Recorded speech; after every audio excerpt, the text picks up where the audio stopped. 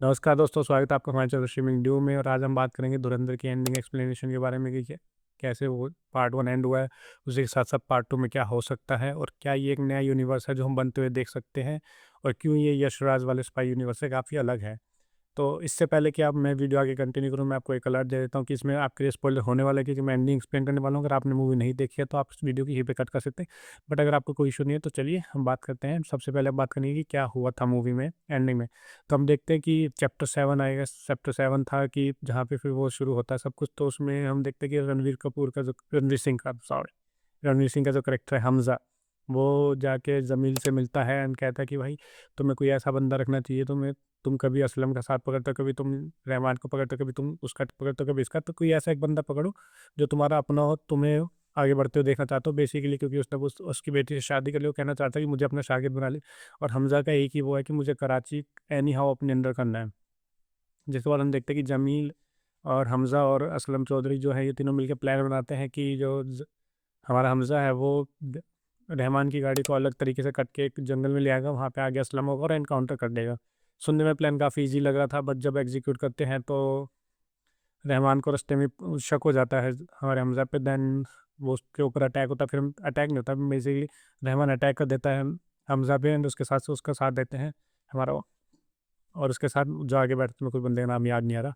तो ये तीनों अटैक कर रहे थे। फिर हम देखते हैं कि सडनली हमजा जो है सीट बेल्ट लगा देता है और गाड़ी एक जगह जाके ठोक देता है, जिसकी वजह से जो आगे बैठा बंदा था वो बिना सीट बेल्ट के था और वो उड़ते हुए जाता है, रोड पे गिरता और मर जाता है। पर फिर हम देखते हैं कि हमजा गाड़ी छोड़ के जंगल में भाग गया है। रहमान उस टाइम पे बेहोशी का एक्टिंग कर रहा होता है, बट जैसे ही वो हमजा भागता है वो उठ के बाहर निकलता है, इतने में एक और बंदा आ जाता है पीछे से बाइक लेके। उसको रहमान कहता है कि हमजा जिंदा नहीं बचना चाहिए। जिसके बाद हम देखते हैं कि वो बाइक वाला बंदा जो है हमजा के पीछे भाग गया बंदूक लेके। इतने में दूसरी साइड से असलम चौधरी अपनी LTF लियारी टास्क फोर्स लेके आ जाता है, और इनके साथ इनकी गोलाबारी मतलब बंदूकबाजी शुरू हो जाती है। थोड़ी देर तक चलती है, काफ़ी सीरियस। देन उसके बाद हम देखते हैं कि रहमान जो है वो जंगल की साइड भाग लिया। जब रहमान जंगल की साइड भाग रहा था तो उसके पीछे पीछे असलम चौधरी भाग जाता है। और दूसरी साइड यहाँ पे ये लोग थोड़ी देर मतलब इस मोटे को थोड़ी देर वो करते हैं, जो कि मुझे फालतू लगा कि इतनी सारी पुलिस एक बंदे को कंट्रोल नहीं कर पा रही है, वो भी गन्स में इतने उससे। खैर, वो इनको मार देते हैं। दूसरी साइड हम जंगल में एक फाइट हो रही होती है हमजा के उस बंदे के साथ। तो हमजा मतलब यहाँ पे मुझे लड़ाई काफ़ी ऑथेंटिक लगी, क्योंकि हमजा भी कुत्ते की तरह पिट रहा, वो मार भी रहा है, वो पिट भी रहा है, उसके मतलब वो वैसे कांटे चुभा दी। काफ़ी रो फाइट जो देख के मुझे बहुत ही ज़्यादा अच्छा लगा। ऐसा नहीं देखने को मिलता है हमें यशराज की उसमें। मतलब हाँ, तो हमें दिखता है कि हीरो पिट रहा है, बट वो पहले पिट रहा है जब बंधा हुआ है। जब एक बार वो खुल गया फिर नहीं पिटता। तो ये चीज़ काफ़ी अलग थी। जिसके बाद हम देखते हैं कि हमजा जो है फाइनली उसको मार देता है। एंड देन उसको रियलाइज़ होता है कि आसपास वो असलम चौधरी और रहमान भी लड़ रहे हैं। उस वाली फाइट में हम देखते हैं कि रहमान ऑलमोस्ट असलम चौधरी को मारने ही वाला होता है, इतने में हमजा आ जाता है और बंदूक से रहमान को उड़ा देता है। अभी क्योंकि असलम चौधरी बहुत ज़्यादा घायल हो चुका था, तो वो पड़ा हुआ है और हमजा और रहमान की फाइट चल रही होती है। इन दोनों की फाइट में भी रहमान इसको मारने वाला था, बंदे ने ऑलमोस्ट 1v2 कर दिया था भाई जंगल में, 1v2। बट इतने में असलम चौधरी आता है, गोली मार देता है और रहमान वहीं पे कहीं गिर जाता है। फिर क्योंकि उनके प्लान का पार्ट होता है कि हाँ भी हमें इतना जिंदा रखना है कि वो हॉस्पिटल तक पहुंच जाए। फिर वो अपनी एक्टिंग शुरू करता है, एक ऑटो वाले के साथ बैठ के हॉस्पिटल जाता है। हॉस्पिटल जाते जाते रहमान के छोटे भाई को वो फ़ोन कर देता है कि जल्दी आओ, उज़ैर उज़ैर उज़र ऐसा कुछ नाम था, सॉरी। तो वो भी होता है हॉस्पिटल। जब तक पहुंचते तो रहमान मर चुका होता है। एंड उस दूसरी साइड हम देखते हैं कि ऑटो वाला न्यूज़ को वो दे रहा था कि हाँ भी हमजा ने तो पूरी कोशिश की बताने की, जिसकी वजह से अब सिंपथी जो है हमजा की साइड भी आ जाएगी लोगों की। अब बेसिकली हमजा ने अपना एक दुश्मन जो है मार भी दिया, और अभी उस किसी को उस पर शक भी नहीं हुआ है। बट एक बंदा है जिसको शक आएगा होगा, वो है हमारा मेजर इकबाल, क्योंकि उसने बोला कि पता लगाओ किसने किया है ये। तो मोस्टली वो पता लगा ही लेगा। एंड जिसकी वजह से पार्ट टू में उनकी लड़ाई भी होगी। अब मैं लड़ाई क्यों कह रहा हूँ, क्योंकि हमने एक ट्रेलर शॉट में देखा इन दोनों की लड़ाई होती है। एंड आई एम होपिंग कि ऐसा कुछ हो इसी के थ्रू मेजर इकबाल को पता चले। देन हम देखते हैं कि जब हॉस्पिटल वाला सीन खत्म हो जाता है तो हमजा जो है अपने घर जाता है, रोटी वोटी खा रहा होता है, फिर अपनी डायरी निकाल के वही इंक लगाता है, जिसके फिर रहमान टिया के नाम को काट देता है।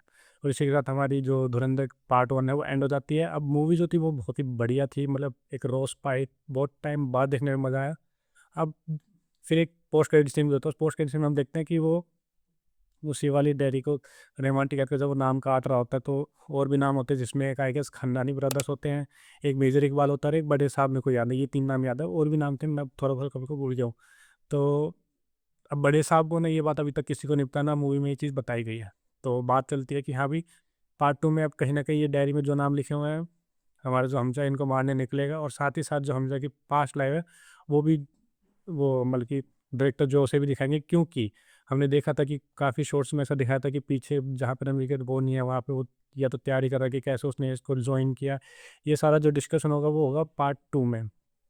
और खन्नानी ब्रदर्स एंड इन सबको तो पक्का मारने वाले मेजर इकबाल को, क्योंकि ये तो खन्नानी ब्रदर्स को इसलिए क्योंकि वो उसकी हिट लिस्ट में है, मेजर इकबाल को पक्का मारने वाले क्योंकि जैसे कि मैंने आपको बताया कि ट्रेलर में ऑलरेडी मेजर इकबाल की और रणवीर सिंह की एक लड़ाई चल रही थी, जो कि बहुत ही क्विक शॉट्स में था। तुमने देखा तो ऐसे मेजर इकबाल बंदूक भी मार रहा होता है उसे और रणवीर उससे बच रहा होता है। तो आई एम होपिंग कि वहाँ पे वो मेजर इकबाल को भी ख़त्म कर देगा, और जो पार्ट 2 के जो क्लाइमेक्स है वो कहीं ना कहीं बड़े साहब के अराउंड होगा। अब वो बड़े साहब कौन है क्या है मुझे नहीं पता, बट अगर आसपास से लिया जाए तो बट इतनी जल्दी मारेंगे नहीं बड़े साहब को, क्योंकि वो उनके, अब मैं बताता हूँ क्यों इतनी जल्दी बड़े साहब को मारेंगे नहीं, बट अगर नहीं मारते हैं तो क्लाइमैक्स सीन के लिए मेजर इकबाल के साथ लड़ना कोई मतलब मैं खुश नहीं होऊंगा कि एक मेजर इकबाल आई नो क्या वो आई एस आई का हेड है, बट रणवीर जिस तरह से उसको वो दिख रहा है मुझे नेशनल थ्रेट टाइप्स नहीं लग रहा रणवीर के लिए वो पर्सनली। वो कहीं ना कहीं इंटरवल या ऐसे कुछ सीन में से मार देगा। अब बात करते हैं क्या ये एक यूनिवर्स बन सकता है, तो हाँ बिल्कुल बन सकता है, क्योंकि हम सबको पता है कि इसके जो करेक्टर्स हैं लियारी टाउन है वो काफ़ी असली है, बट जो रणवीर का करेक्टर फिक्शनल है, जो उसकी बेटी है वो फिक्शनल है। तो ऐसे मतलब कि अगर चाहे आदित्य धार तो ऐसे बहुत सारे स्पाई प्लान कर सकता है अलग अलग मिशंस के नाम से, जो क्योंकि ये जो मिशन है वो बहुत ही ज़्यादा ग्राउंडेड दिखाए गए हैं। ऐसा नहीं है कि वो किसी भी सीरिया में, टाइगर 2 में था ये? हाँ 2 में था ना, वो सीरिया गया था उड़ा के आ गया सबको, ऐसा कुछ फालतू का सीन हमें देखने को नहीं मिला। और यही चीज़ इसको अलग भी बनाती है, क्योंकि जब हम देखा कि लड़ाई हो रही थी तो रणवीर भी बराबर पिट रहा था, हम वहाँ पे रणवीर के मरने के चांसेस पूरे थे जिस तरह से लड़ाई हो रही। यही चीज़ इसको वो यशराज फिल्म्स की स्पाई यूनिवर्स से काफ़ी अलग भी बनाती है। एंड आई वुड से कि यशराज वालों को इससे बहुत सारी सीख ले लेनी चाहिए कि कैसे एक स्पाई यूनिवर्स बनाया जाता है, बनाया मतलब स्पाई की मूवी कैसे बनाई जाती है, यूनिवर्स तो छोड़ो। एक था टाइगर आपकी बहुत अच्छी थी, उसके बाद तो आपने अपने आप को डाउनग्रेड ही करते चले गए हो। वॉर भी अच्छी थी, पर अगेन वॉर भी काइंड ऑफ काफ़ी ऐसा लग रहा था बड़े लोगों की वो है। हम मतलब एज ए नॉर्मल, क्योंकि स्पाई जो है कोई बड़ा आदमी नहीं बनता ना भाई, हमारे जैसे नॉर्मल लोग ही जाते हैं मिडिल क्लास वाले कोई।